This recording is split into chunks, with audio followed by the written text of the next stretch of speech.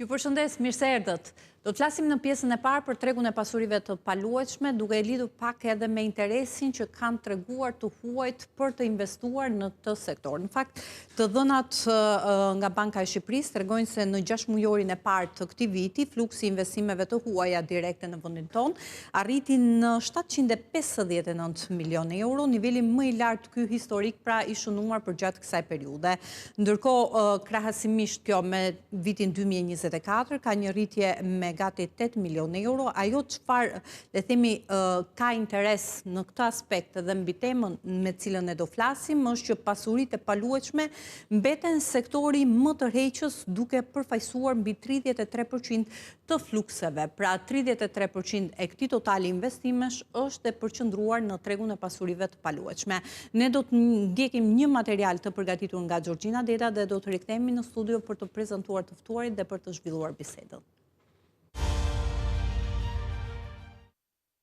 Gjatë 10 viteve të fundit, investimet e huaja direkte në vend kanë kaluar një transformim të dukshëm si në sasi ashtu edhe në strukturë. Në vitin 2014, flukset e kapitalit nga jashtë arrinin rreth 869 milionë euro, ndërsa në fund të vitit 2024, ato u ngjitën në mbi 1.5 miliard euro. Investimet janë rritur me mbi 80% gjatë dekadës, që përkthehet në një rritje mesatarje vjetore prej 6%. Megjithatë, sipas analizës së Scanintel, përveç rritjes së thjesht numerike, dekada e fundit ka treguar një zhvendosje të qartë të profilit të këtyre investimeve, si në drejtim të vendeve investitore, ashtu edhe sektorëve ku kapitali është përqendruar. Në fillim të periudhës, panorama dominuej nga vende të afërta si Greqia, Holanda, Zvicra dhe Turqia, të cilat mbanin peshën kryesore të flukseve. Me kalimin e viteve, roli i tyre u transformua ndjeshëm. Italia, për shembull, u shfaq si një aktor gjithmonë më i rëndësishëm, sidomos pas vitit 2020, duke shënuar një rritje të qëndrueshme. Një tjetër surprizë ishte Kosova, e cila nga një burim thuajse i papërfillshëm në vitin 2014 u shndërrua në një investitor me rëndësi, duke injektuar mbi 95 milionë euro në vitin 2024. Turqia dhe Gjermania gjithashtu rritën ndjeshëm praninë e tyre në vitet e fundit, duke sjell kapital të ri sidomos për periudhën 2023-2024. Ndërkohë, Greqia humbi rolin që kishte në fillim të dekadës, ndërsa Holanda mbeti një qendër tradicionale e kanalizimit të kapitalit global, megjithëse me luhatje të mëdha nga viti në vit. Nëse panorama sipas origjinës ka ndryshuar, po aq do me thënë se është transformimi sipas sektorëve ekonomik. Deri në mesin e dekadës, industria nxjerrëse dhe energjia elektrike mbanin peshën kryesore, duke përthithur projekte gjigante që shpesh shpjegonin kulmet e pazakonta të IHD-ve. Këto sektor mbetën të rëndësishëm, por pas vitit 2020 u vure një zhvendosje e qartë drejt aktiviteteve më të qëndrueshme dhe afatgjata. Pasuritë e paluajtshme, për shembull, një nga sektorët me peshë modeste prej 50 milionë euro në vitin 2014, u rritën me gati 380 milionë euro në vitin 2024, duke reflektuar bumin e tregut imobiliar dhe besimin e investitorëve të huaj në këtë sektor. Shërbimet financiare e sigurimin ndoqën një rrugë të ngjashme, duke kaluar nga nivele të ulta në mbi 280 milionë euro në fund të periudhës, çka tregon një thellim të sektorit financiar vendas në ndikimin e kapitalit huaj. Një tjetër zhvillim me peshë është industria përpunuese, e cila megjithëse fillimisht përbënte vetëm 37 milionë euro investime në vit, u gjit në mbi 170 milionë euro në vitin 2024, duke sinjalizuar një orientim të ri prodhimi drejt krijimit të vlerës së shtuar. Ky diversifikim sektorial nuk e zber rëndësinë e industrisë nxjerrëse apo energjisë, të cilat mbeten shtylla kryesore, por tregon se investimet nuk kufizohen në vetëm burimet natyrore apo projektet e mëdha të vetme. Në terma gjeografik, lidhja me fshinjsinë rajonale është forcuar ndjeshëm. Italia, Kosova dhe Turqia nuk janë vetëm partner tregtar, por gjithmonë më shumë edhe investitor aktiv, duke sjell kapital që lidhet drejt për drejt me integrimin ekonomik të rajonit. Mirë, jemi rikthyer në studio, kam kënaqësinë që të kem në emision për të zhvilluar këtë bisedë Oksana Genkina, përshëndetje. Kënaqësi që të kam, eksperte e pasurive të paluajtshme, si dhe Artan Hoxha, po ashtu ekspert i pasurive të paluajtshme. Përshëndetje Artan, faleminderit që jemi ne. Faleminderit për ftesën. Në fakt, siç edhe kronika prezantoi, ka një rritje të interesit të huajve për të investuar në Shqipëri, duke u fokusuar në sektorin e pasurive të paluajtshme. Ishin shumë interesante edhe shifrat, nëse do i shohim duke i krahasuar me periudhat e mëparshme. Për shembull, nëse pasuritë e paluajtshme nga një sektor me një peshë modeste, le të themi 50 milionë euro në vitin 2014, për gjatë një dekade kemi arritur 380 milionë euro. Pra, në 10 10 vite kemi shkuar në këtë nivel, le themi, investimi që vjen nga të huajt në Shqipëri në drejtim të sektorit të pasurive të palueshme. Oksana, çfarë ka ngjallur interesin e të huajve për t'i kthyer syt nga Shqipëria, përveç çmimeve që në jo pak raste konsiderohen çmime konkurruese dhe avantazhuese në raport me tjerët? Duhet marrë përbas që shumë të huaj, nëse i marrim statistike që ka qenë para 10 vjet, para 10 vjet ne kemi shku në përpanajiret në shtetet e ndryshme në Europës duke prezantuar Shqipëri. Edhe shumë prej tyre as nuk e dishin ku është kjo Shqipëria dhe çfarë i bën mirë për të investuar në Shqipëri.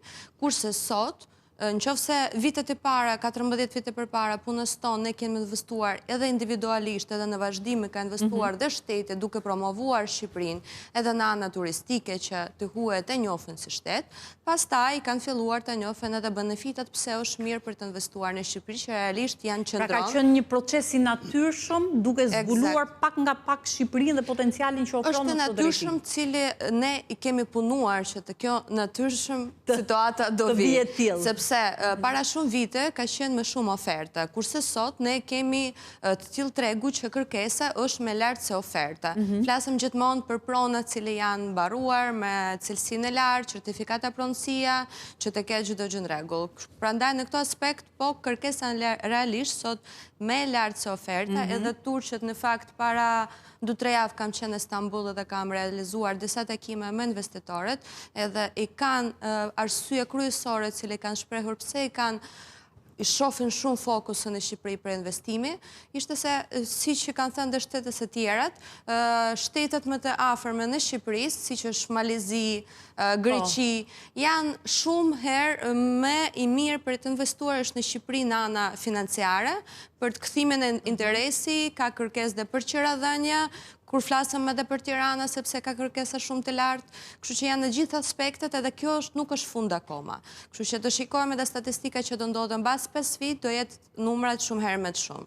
Pra interesi do t'jetë edhe më i lartë nga ty që është faqur për gjatë këtyre viteve. Jam e bindur për këtë gjë. Duke bazuar në statistikat dhe faktet dhe kërkesave cilën ne vazhdoj të kemi. Por ajo që përmende, pra, dy argumentet e përmendura është gjithë puna që është bërë nga ana qoftë ekspertëve në rrugë individuale, që secili prej tyre edhe për të rritur punën në një farë mënyrë e ka promovuar Shqipërinë, gjithë potencialin që ka Shqipëria në këtë drejtim, por edhe në nivel institucional. Pra, gjithë angazhimi i qeverisë për ta promovuar Shqipërinë edhe atë çfarë përfaqëson Shqipëria në raport me vendet e tjera.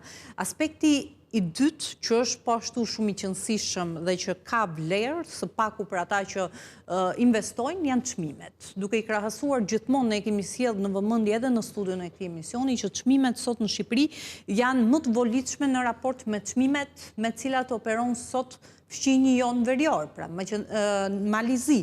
Po ashtu Greqia është ku e ku më herë se... Shqiptarët shpesh i thuan që në Shqipëri është çdo gjë shumë e shtrenjtë. Por nuk duhet harrojmë që kur shqiptarët e thonë që në Shqipëri është shtrenjtë, gjithmonë është krahasuar me diçka. Varet e shtrenjtë nga çfarë? Për një bazë rrogë mesatare, shqiptarët jetesën e Shqipëri nuk është e lehtë. Por nëse ne flasëm për një të ardhurat cili kanë nga shtetet e tjera i Evropës, Amerikës, për ta blerë një shtëpi, edhe nëse ka punën online, që sot janë shumë punën online, IT-et e tjera që janë ushtron aktivitetet duke ndetur në shtëpi, edhe duke shijuar jetesën e Shqipërisë. Megjithatë, kjo kërkesë e lartë pa diskutim, pra kjo kërkesë nga të huajt për të investuar në Shqipëri, pa diskutim që ka reflektuar tek çmimet dhe tek mundësia dhe pamundësia atyre që jetojnë në Shqipëri për të bërë një investim tillë, sepse kur ne themi që janë rritur çmimet dhe i krahasojmë me periudhat e mëparshme, për shembull në raport me vitin e kaluar, kemi një rritje mbi 40% të çmimeve. 41, po, më shumë se 41% të çmimeve, që do thotë nuk është pak për letimi për atë pjesë apo të qytetarëve të cilët jetojnë në Shqipëri dhe që duhet parë gjithmonë raporti i këtyre çmimeve në raport me të ardhurat që kanë familjet shqiptare. Nëse më lejon më shtë diçka të lutem, lidhje me turistët e huaj apo investitorët e huaj, unë mendoj që një punë të madhe ka bërë qeveria, sepse e ndoqë me shumë vëmendje kryeministrin Rama para disa ditësh dhe në një takim me Vjenë, kur ishin minimalisht në atë takim mbi 25 investitorë të huaj nga gjithë bota, flasim, dhe kryeministri theksoi fort që çmimet pas integrimit në Bashkimin Evropian, që ne presim që të integrohemi në, po themi, në 5 vjeçarin e ardhshëm, brenda vitit 2030, siç dhe qeveria ka theksuar në disa takime, po themi, promovimi i Shqipërisë në të gjithë takimet që apo promovimi online apo në gjithë mediat e huaja botërore, duke shfrytzuar çdo mekanizëm për ta promovuar Shqipërinë. Dhe mendoj që ka pas një ndikim pozitivisht. Po të marrim shumë vite më parë, askush s'do e mendonte që Gerard Kushner dhe Ivanka Trump do investonin në Shqipëri. Kjo është një punë e madhe, mendoj, sepse kjo ka ardhur fal një bashkëpunimi me qeverinë shqiptare. Dhe askush nuk e kisha imagjinuar që Zvërneci apo Ishulli Sazanit do kishte atë lloj vlere që po merr sot. Po e merr këtë vlerë, mendoj unë, gjithmonë, po e merr këtë vlerë sepse promovimi ka qenë në nivelet më të larta, marketingu për Shqipërinë ka qenë në nivelet më të larta. Ishulli Sazanit aty ka qenë dhe para shumë vitesh, nuk është erdhi sot, apo siç është Ishulli Ksamillit apo Zvërneci, aty ishin. Unë mendoj që marketingu ka ndikuar maksimalisht që tërheqi investitorët huaj. U jam plotësisht dakord me kolegen, e dëgjova me vëmendje, dhe të gjitha ato pika që kolega përmendi janë frutëdhënëse për Shqipërinë. Po tërheqim investitor nga gjithë bota. Por mos harrojmë, ne jemi dhe konkurrues sot që ne flasim. Shqipëria ka çmime shumë të mira në vijën tonë bregdetare. Siç është Durrësi, ka çmime shumë konkurruese, po në krahasim me rajonin. Dhe kjo i ka afruar pjesën më të madhe të italianëve që janë prag pensioni, shpërngulen dhe e shohin si një mundësi për të kaluar pensionin e tyre, sepse edhe po të marrim dhe kohën e koshtriren e nuk është më turizmi vetëm 3 muaj, apo sot është më një vit. Edhe ne po shkojmë drejt një turizmi gjithvjetor, pra edhe qasja, edhe Oksana mendon që sepse në fakt u komentua deklarata e bërë nga kryeministri Rama, apeli drejtuar investitorëve të huaj, dhe shumë kush e pa në këndvështrimin që donte ta shite.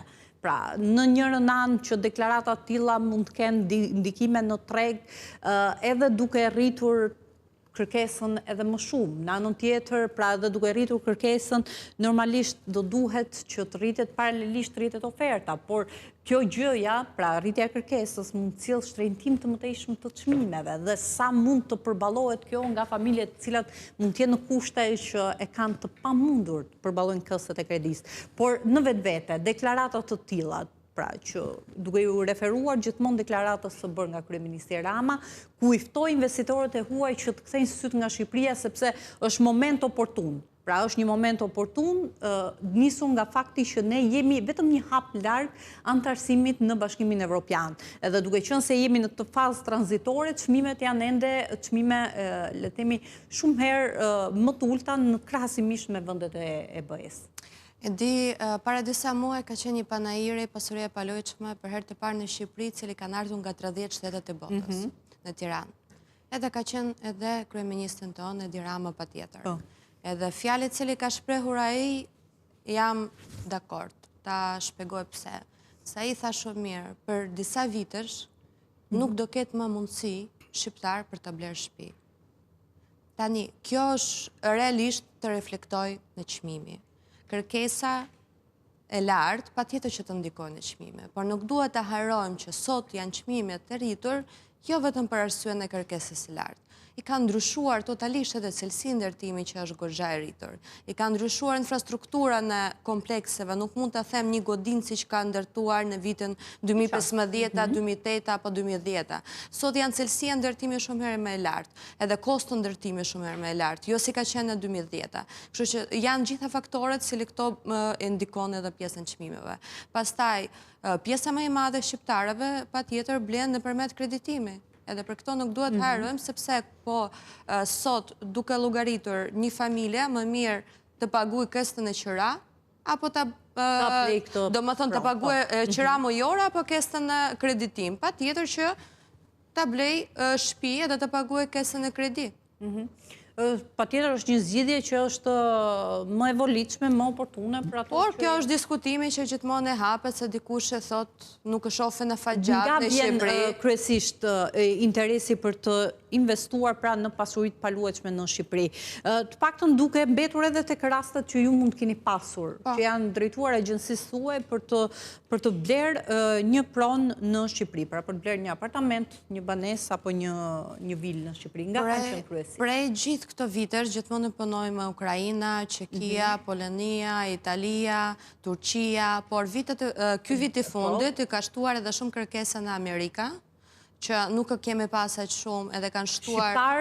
Jo, po flas për atë USA shtetas. Jo, nuk po flas për shqiptarë cili janë emigrant, sepse është tjetër gjë shqiptar emigrant, nuk i quaj i huaj, sepse pavarësisht që shumë prej tyre mund ta ketë në statistikë si të huaj, si shtetes italian apo Gjermani, cile shumë shqiptarët jeton në Gjermani, në Itali dhe i kanë blerë pasuri e paluajtshme në Shqipëri me dokumentet gjerman dhe italian, po flasë për shtetas i huaj, jo cili kanë emigruar para 20-30 vitesh në Itali, apo Gjermani, apo shtet tjetër. Por edhe kjo duhet të prekur se edhe vetë shqiptarët cili jeton jashtë i kupton që Perl është Shqipëri, që realisht i kanë punuar prej shumë vitesh jashtë, po prap kthejt për të investuar jo në Gjermani, që edhe në Gjermani mund të epet më qëra shumë kollaj një pronë, po vjen në shtetin e vetë duke investuar në shtetin. Mirë, ne jemi, e kemi treguar që jemi ne shqiptarët të lidhur me pronën,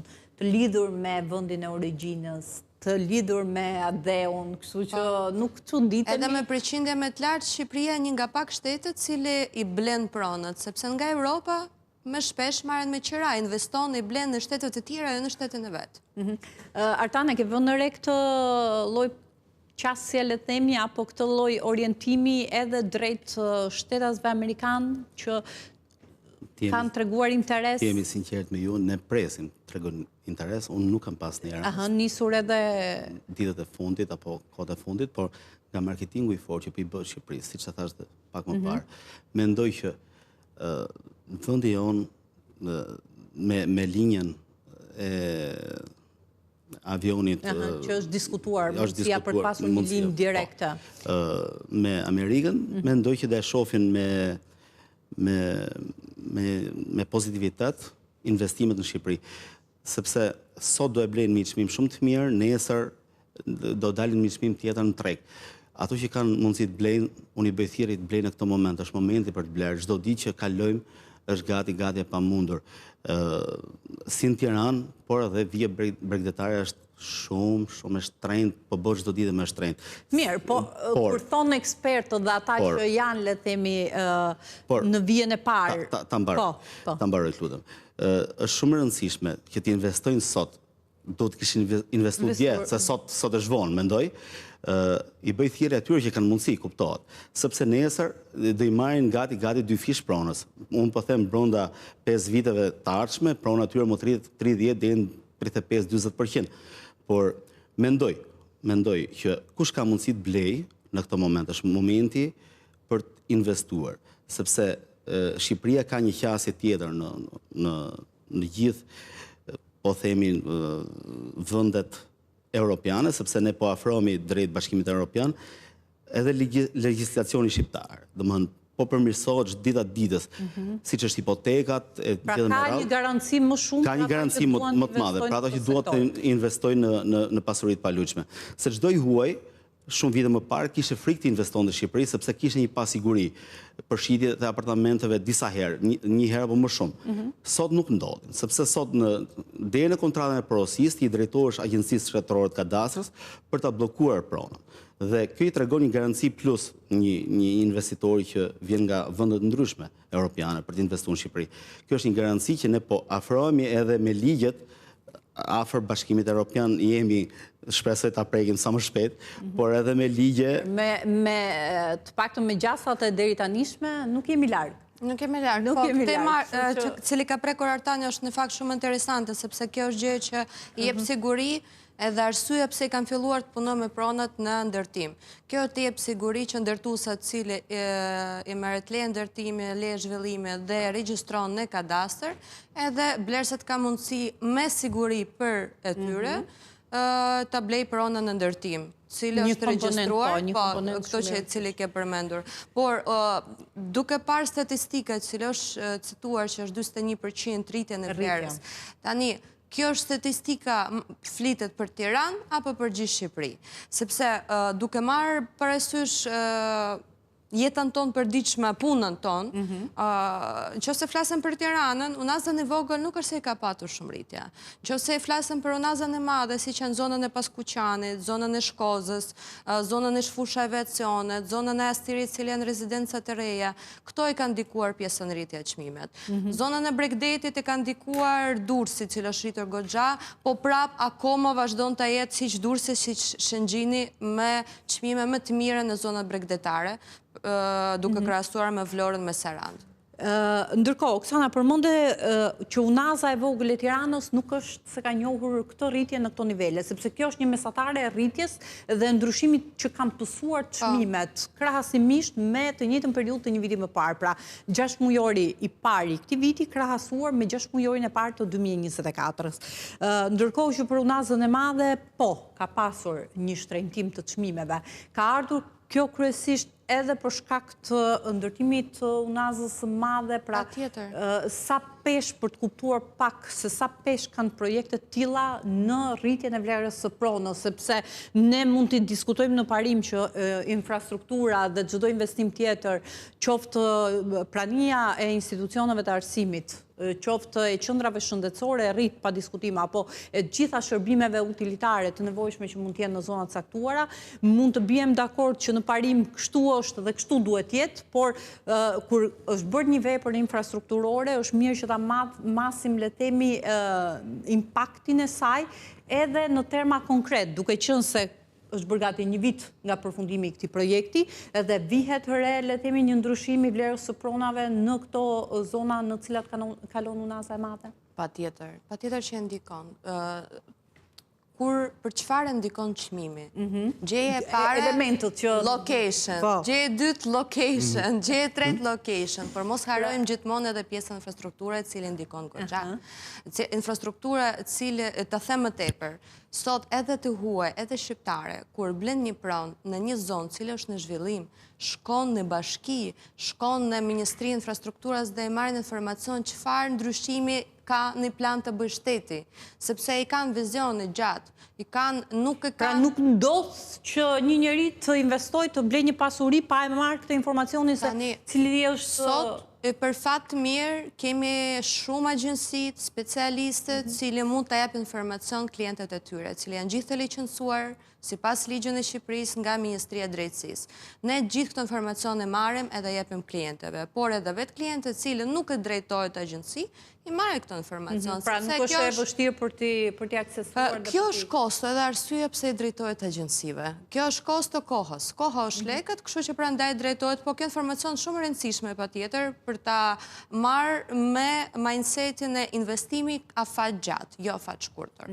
Mirë, do ta vjojmë bisedën, do ta vjojmë edhe në pjesën tjetër, shkojmë në pak publicitet dhe rikthehemi sërish në studio.